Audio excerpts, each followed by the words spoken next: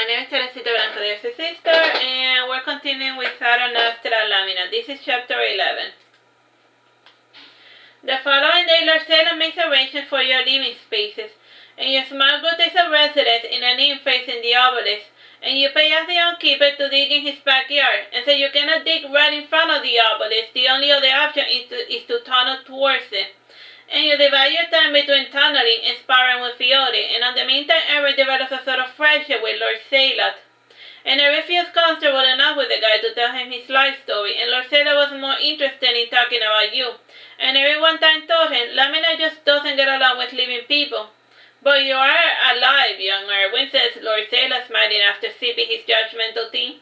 Yes, but she sees something dead inside of me, and when she sees me, and when she speaks to me, it sometimes feels like she's not looking at me, like she's talking to another person, commented Irving sadly. Don't let it get you down, young Irving. And she has a good heart. She probably went a little crazy hanging out with so many dead people. And even necromancers do not establish friendships with the dead, and they understand that the living and the dead are too different to be friends. And the two should never mix, and Abraham, like the Batchmago, should do the world a favor and leave the world of the living alone. And he has no place here, he said, looking at the Batchmago sitting across the table. And since the Batchmago did not eat or drink, he would wet his lips with the tea and not drink. And as of late, he was in the habit of pretending to be a normal human, and it was preferable to his casual murder spree. All in all, it took him more than 2 months to reach the obelisk, and it took another month to find the first floor of the reversed tower. And you eventually find the hatch that leads towards the first floor. And before going inside, you decide to take everyone in Fiore with you, and Irving decides to take his coat along for whatever reason. And the moment you open the hatch, the candles light up inside the dark, spotless room. And based on its surroundings, it looks like a living room. The only problem is that the furniture is on the roof, and the chains and the chandeliers are right beside you. And even the flames point downwards as well. And the Batchman pulls his head and comments, now this is different. The goat wanders on ahead, and he walks on the wall, and then he makes his way towards the roof, and Irving says, maybe we can do that as well. Try it by all means, gestures the Batchman, not too keen on intruding on a mage tower this quixotic. And seeing as though your companions were not moving, you enter the room and do as the goat. And this gives the others more courage to try making it to the floor of the room and to view the room the way it was supposed to. Though technically you are upside down, and Fiona knows that there are 5 doors, and she opens one and the room is flipped. And this time the furniture is against the wall. I see where this place stands, says Fiona, frowning. And as you make its way towards the top or the bottom, the perspective in the rooms becomes even more bizarre, and there's even one that resembles an MC Escher painting. And after the room, the perspective settles down, and other rooms were upside down, for lack of a better word. And the interior and design was similar to the Tower of Suveros, and the only difference was that the windows were made of stained glass. And this seemed rather pointless, considering that outside one would only be able to see dirt, maybe. And still, the way the windows could alluded to the existence of sunlight. And none of you dared to look outside the window or even bother to open them. And at the last floor, there is typically a mage study with magic mirrors, bookshelves, plants with the interior ingredient bed, etc. And this one differed from the Tower of Subero, and it was actually the largest room in the entire tower. And at the center of the room there was a crystal dome. And looking up, Irving comments, and why is there a sky beneath the ground? And maybe the tower is all curvy and sideways, and that would explain why we can see the sky now, suggests Fiore, gesturing with her hand that the tower curves like that. And we became convinced that this is not a normal sky when we saw a strange fish-looking monster flying by. And it is followed by other bizarre apparitions that grace the borders of the dorm, and further beyond them, close to the surface, you see the rippling waves, and it seems as if the dorm is underwater. And it don't really resemble the sky due to the stillness of the water, and in the center of the room you note a man dressed in a bizarre outfit, and the head is like a metal bucket with holes covered with glasses for the eyes to look out.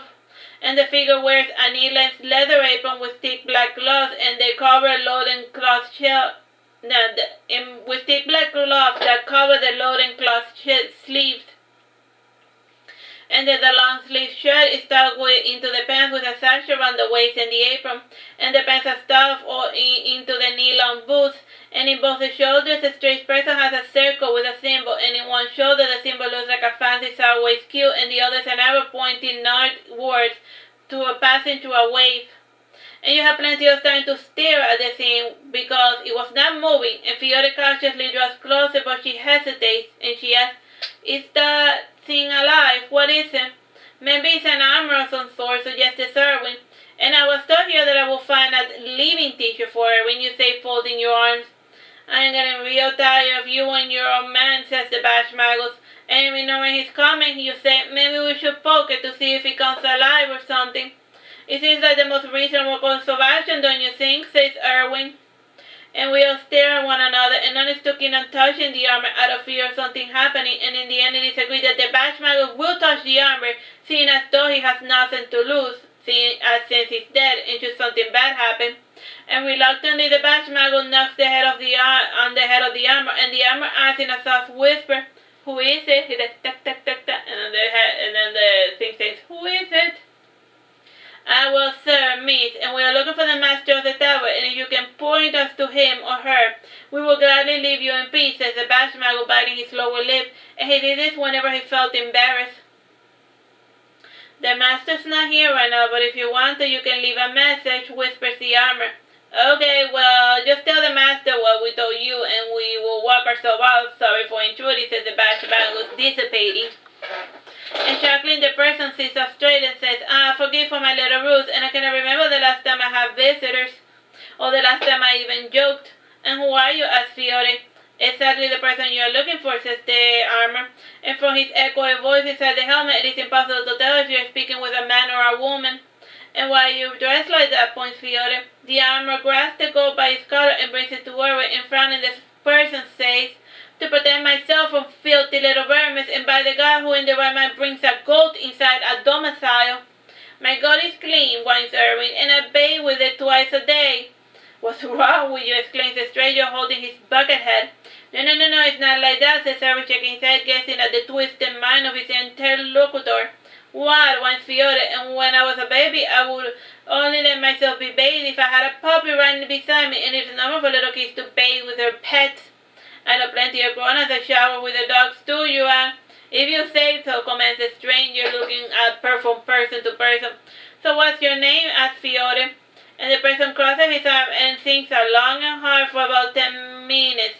And it was already getting ridiculous when he finally said, "My name is Ron, or Ire from the house of Ron."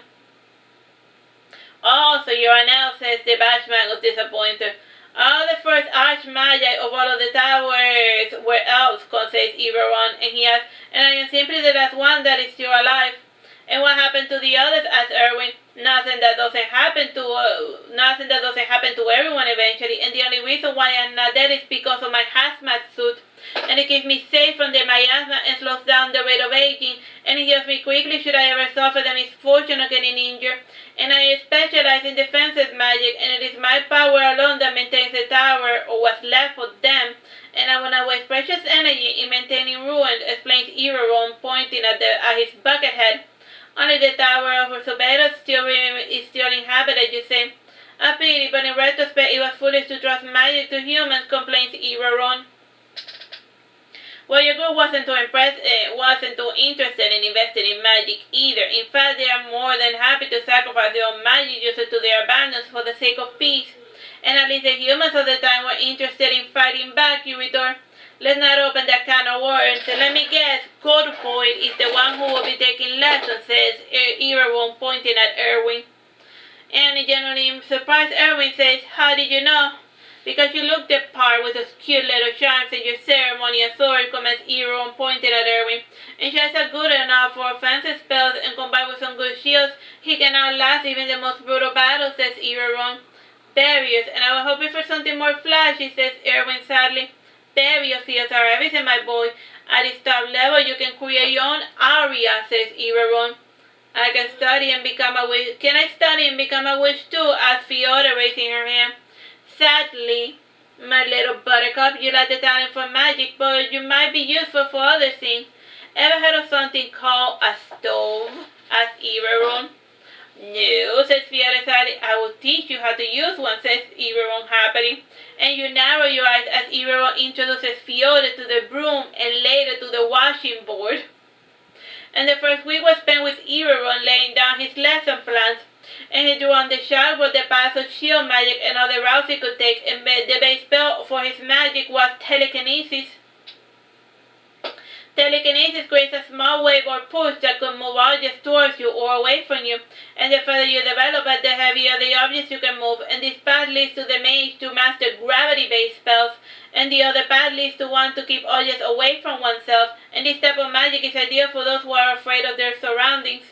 And normally mages, when they acquire a bit of magic, they will throw caution to the wind, and they never get bothered to learn a single defensive spell, and if they will get hurt, they will go to a healer, and that is the end of it.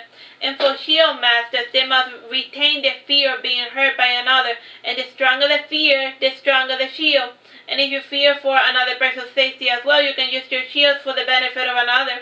And this leads to different development of this magic, and if combined with the desire to hurt another person, the shields can be used as attack barriers, like Replay or the Shattering Mirror technique. And Irving explains, Lamina was born with the ability to create shields and use telekinesis, and I was born with other more impressive skills. Still, frankly, I find telekinesis to be extremely boring, so I never bothered to use it, you say disdainfully. You never told me you could move objects with your mind, says Fiona impressed. It is a stupid, useless gimmick, and I can draw an object a lot further away using my actual hands than by relying on my telekinesis, you say annoyed. This further reinforces my point and why you will never be a good teacher. Almost 99% of the people do not have natural abilities, explained Irving. But wait, and what is the difference between talent and natural ability? And you said I had the talent for shields, but then you tell me that I lack natural ability, says Irving, becoming confused again. I wanted to ask you about that as well, comments the Bashman, raising his hand. And sighing, Irving walks towards the goat and picks it up, and then he starts as thus. Goats start walking at a very early on their lives, but humans need all sorts of instructions to stumble about during their first year of life. And in this sense, goats have the natural ability over humans as they can walk a lot sooner. And Irving then puts the goat on the floor, and then he goes to the sink to wash his hand before continuing. And after finishing his libation, he gives Irving a spoon, just to get you started, and try to bend the spoon with your magic. And while with magic, I can bend it just fine with my hands, complains Irving. It is a little something called a training device, and bend the spoon or I will bend you. And you haven't your son, that says Irving, shaking his fist. And looking at the strange sky, Irving asks, that is easier said than done. And on the ground it is hard to keep track of time, and a group fell into a 32-hour activity and 12 hours of sleep schedule. And after 32 hours, Irving is able to bend the spoon, but only a little. And the months roll by, and eventually you find the whole telekinesis training to be extremely boring to bother paying attention to it. And to deal with the boredom, you drill pretty fighting into Fiona's skull. And Johnny, one day you suggest, and why can't we just have Irving reach enlightenment, and it works well for a good number of magic users. Irving says, laughing, that is all well and good for people who have past life worth remembering, but Irving is what we call in the business a new soul. And enlightenment will not make him any wiser than he actually is. Ah, pooh, you say, settling down to sleep again. And Irving stops and sits for a moment, then he says, I see now what Irving is doing wrong, and Lamina, could you go to another room, please? Why, you ask? Because you are distracting as hell, and you rarely sit still for a moment, and when you're not groping my personal possession, you spend your time making out noises and faces, and I know Irving is your little shooter, but would it kill you to let him study in peace, alone, he says, pointing downstairs. And you leave with Fiona to another room, and finally you ask Fiona, still up for another match? Sure, there isn't really anything better to do, she says, petting her doll. I could tell you a little story, you say, smiling. Please, they are becoming less and less special. Maybe Irving is right, and we should start taking our training seriously, says Fiona. Where's the fun in that, you whine? And you will have plenty of time to play after we defeat our enemies, says the Bashmago. Fine, if you want to up the game, then we shall, you say, nodding. And you gesture to the fairies, and they take control of various suits of armor in Irving's collection, and as they're guessing what you were doing, Irving yells, you better not be playing with my armors. I'm not, you say angrily, and you start the frenzied battle. And you fight along Fiora with your rapier and cloak, and by fighting by your side, Fiora figured out that she must fight them one at a time and make clean kills quickly. And in the end, you get surrounded, and the fairies take up positions to march again.